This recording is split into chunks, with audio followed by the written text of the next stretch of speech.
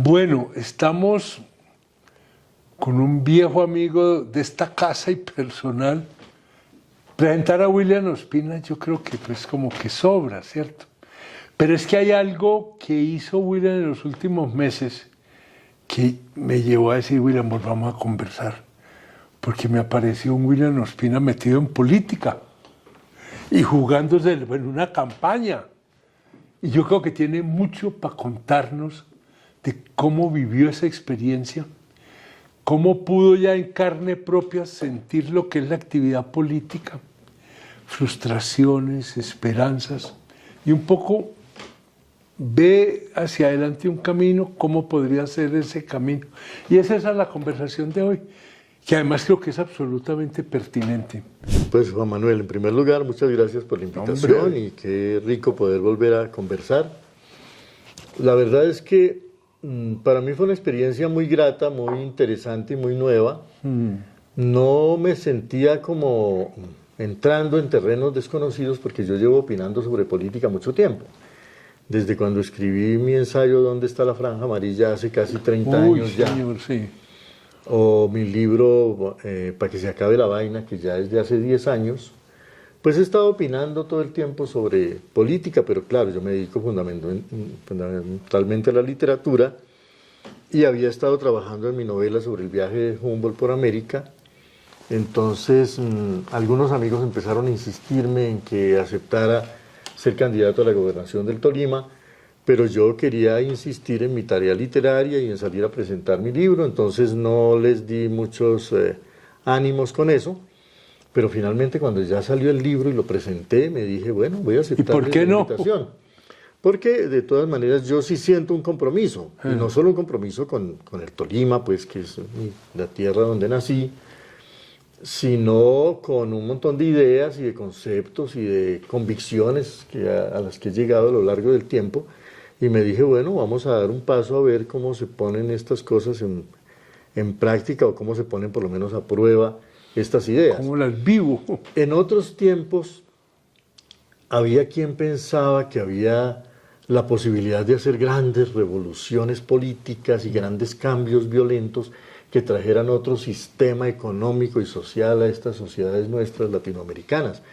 Pero todas esas revoluciones han ido fracasando una tras otra, y todos esos nuevos sistemas y nuevos modelos me parece que no le han ofrecido a la humanidad latinoamericana las soluciones que andaba buscando. Así que nos toca, además hay un hecho que a mí me llama la atención, aún los más escépticos, yo he sido muy escéptico de la política práctica y de las elecciones y de todo eso, aún los más escépticos, en vísperas de elecciones empezamos a estar ansiosos y angustiados y temerosos y pensando que ahora sí y que no sé qué. Lo único que nos va quedando es tener un poco de fe en la democracia y preguntarnos si no será posible relegitimar esta democracia que algo nos ha dado y que nos ha incumplido muchas de sus promesas. Y que mucho nos podría dar, ¿o no? Yo creo que sí, yo creo que tampoco es que tengamos abiertas un montón de posibilidades, entonces como si no es la democracia y si no son las elecciones, pues entonces tenemos esto y esto, yo no veo otra cosa. Mucha gente me dijo, y es fácil que le digan a uno cuando uno es un escritor y decide tomar la decisión de ser candidato para la gobernación, como en este caso, ¿para qué se va a meter en ese mundo? Eso es un mundo sucio, corrupto, horrible, lleno de conspiraciones, de trampas, de zancadillas. Y siento que la corrupción ha hecho bien su trabajo porque ha enlodado la política, ha convertido la política en un negocio sucio para que la gente no quiera asomarse allí y la quiera tener a distancia. Y siento que no tenemos derecho a permitir que la política, en términos sociales, es lo único que medio puede darnos alguna esperanza. Yo creo que los seres humanos, por el arte, por la cultura, podemos redimirnos individualmente, pero socialmente necesitamos un camino que solo puede ser la política. Es la política. ¿No? Entonces, la política puede tener otro rostro, y lo sabemos porque ha habido momentos de la historia en que la política ha hecho cosas. Y no hay que ir hasta allá a los tiempos del emperador Adriano, no, para encontrar los momentos en que la política fue capaz de interpretar momentos de la historia y encontrar soluciones a problemas a veces complejísimos de la sociedad.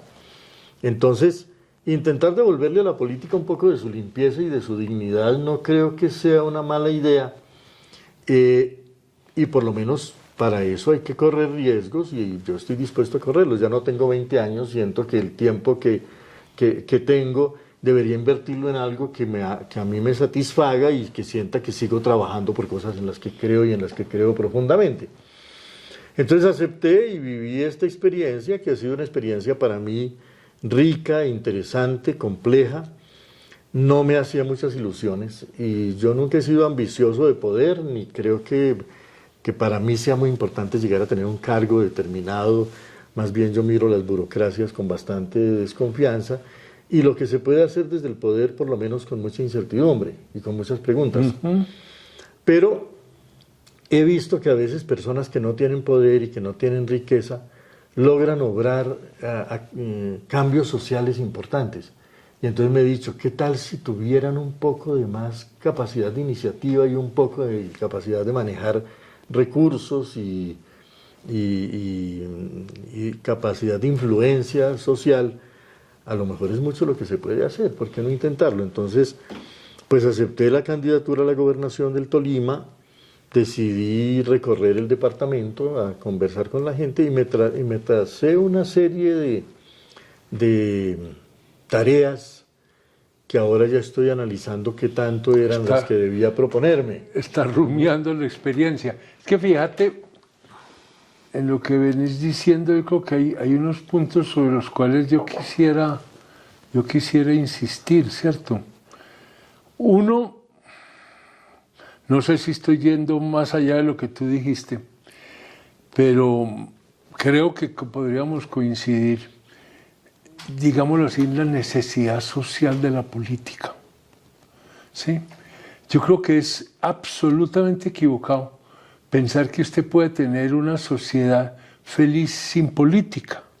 Y vengo a ese lugar común que oye uno tanto, la política o la hace uno o se la hacen, ¿cierto? Sí, es algo que hace parte como del oxígeno de la sociedad, ¿cierto? Entonces, esa actitud lo que lleva es a que entonces la política queda en manos de unos políticos. ¿Qué les sirve mucho todo ese olor a corrupción y todo eso? Porque eso como que ahuyenta, tú lo dijiste, sí, claro, ahora. Hace que la gente no, ahí yo no me meto. Al margen del asunto. No, eso no es conmigo. Y ahí diría yo otra cosa, y es esta.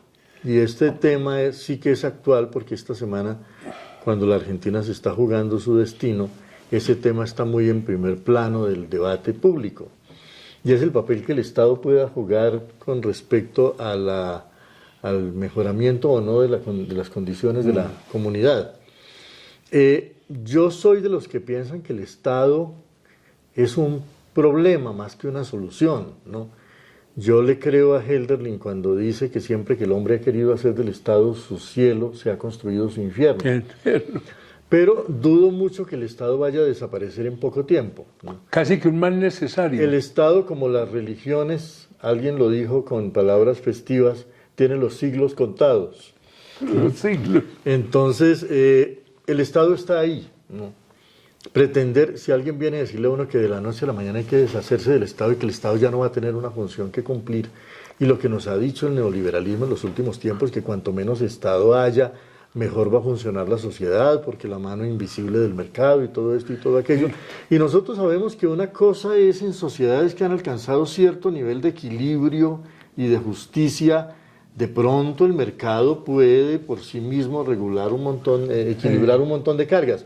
Pero en sociedades tan lastradas por injusticias centenarias, por exclusiones, por racismos, por clasismos, por repulsiones sociales de toda índole, el Estado ha tenido en momentos de América Latina y puede tener una tarea de equilibrar un poco las cosas y de darle un rumbo a algo que no se puede dejar en la inercia como de la... Pero para que ese Estado cumpla las funciones se necesita que haya una política que también se sintonice con esos propósitos, porque de alguna manera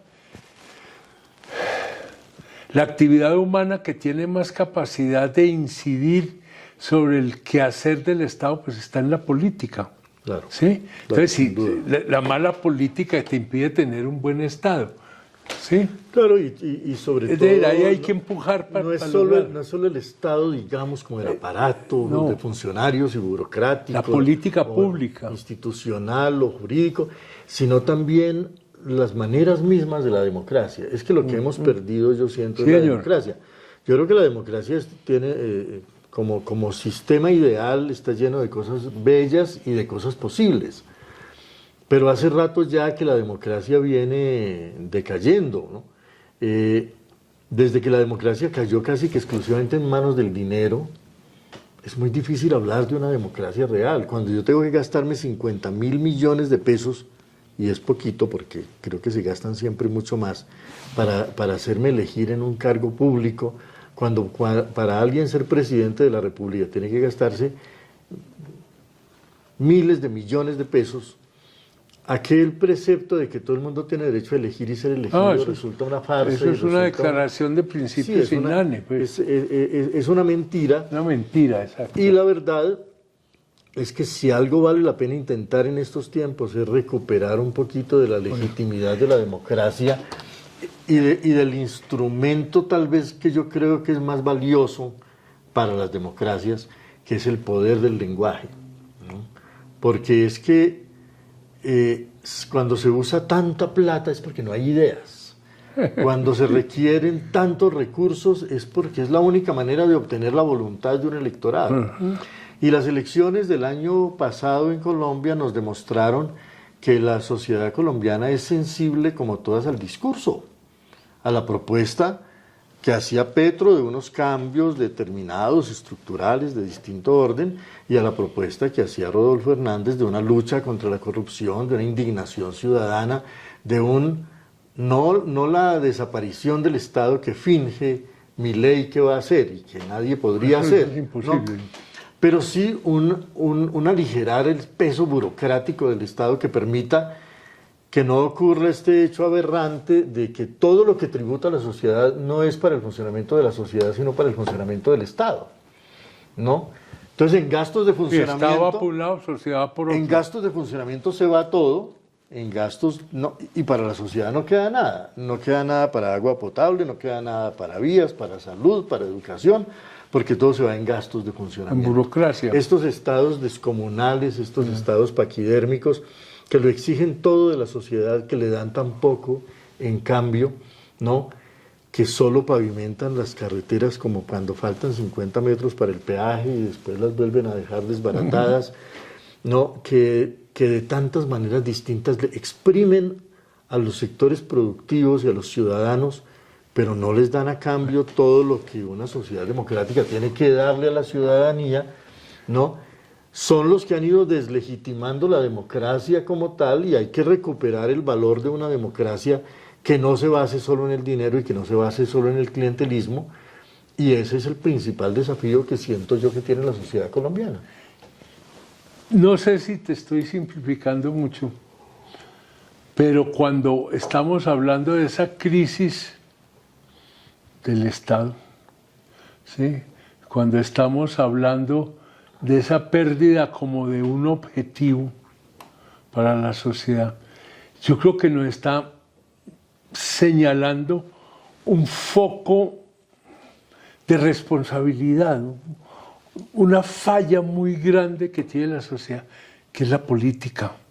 Yo creo que en buena medida el deterioro del Estado está relacionado con el deterioro de la política, y de alguna manera un deterioro alimenta el otro deterioro, ¿cierto? Es decir, yo creo que una de las grandes tareas es cómo recuperamos la política o cómo reinventamos la política. ¿Vos con qué idea saliste de tu muy apasionante, porque creo que fue apasionante experiencia además conociste un Tolima desde otra perspectiva? Pues. Sí, claro. No, y yo sé que hay unas cosas que es necesario incorporar al debate público en Colombia y en el mundo entero. Porque si algo pensé yo cuando estaba formulando unas cuantas ideas que echamos a andar en el Tolima en esta campaña, y a las que algunas personas apoyaron, y yo les agradezco inmensamente el que hayan sido receptivas frente a esto en un escenario muy difícil, muy desigual, donde no hay Total. mucha posibilidad de hacerse oír. Estaba ahí de colado.